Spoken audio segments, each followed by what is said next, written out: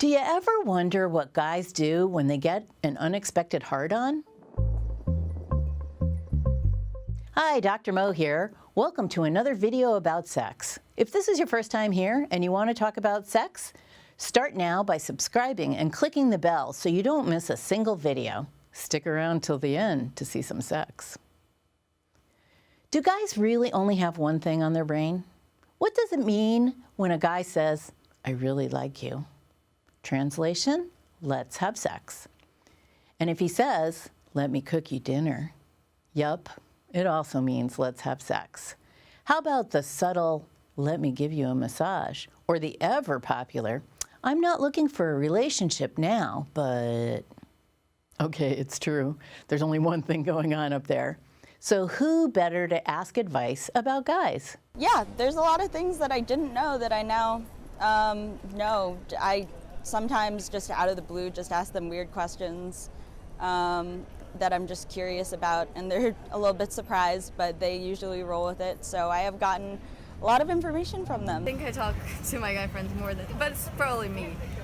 Some people are really ashamed about it, but I probably talk about more with my male friends. I can get advice from a guy to deal with a guy, you know. It's best to talk to guys to know what guys are thinking.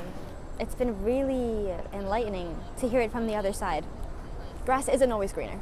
I mean, most of my guy friends are gay, so Yeah, I guess that's so okay. it's okay. Sometimes what women are very, very conscious about and self-conscious about in bed isn't what they're looking at all. And I guess that we hear that a lot, but it's so true.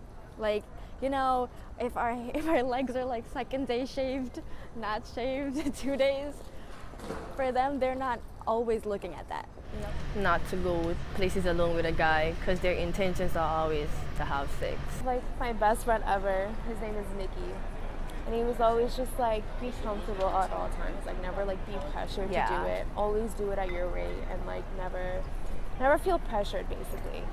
There can be a catch when talking with guy friends about sex. We live in a society where it makes it like feel like we're nasty, or it's hard to talk to people about like sex because they're like, "Oh, why do you want to talk about it? Do you want to have a relationship with me?" Like, I would be worried if that guy would, like, if I started talking about it, then he would, like, take advantage and, like, "Oh, so, like, you haven't done this, you want to practice," like, sort of thing.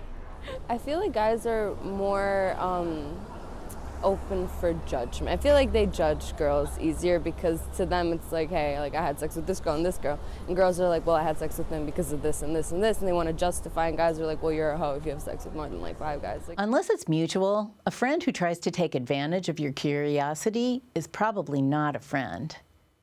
And the long-awaited answer to the hard-on question? I get curious about what they do with their boners whenever they get boners just in the middle of nowhere.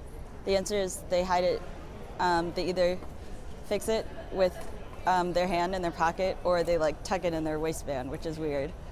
As always, I want to give a huge thank you to all of the women who shared their stories. We couldn't do this without you. If you're already a subscriber, thank you. I really appreciate it. If you're not a subscriber, what are you waiting for? Don't forget to click on the bell, because you deserve to know. Thanks for watching.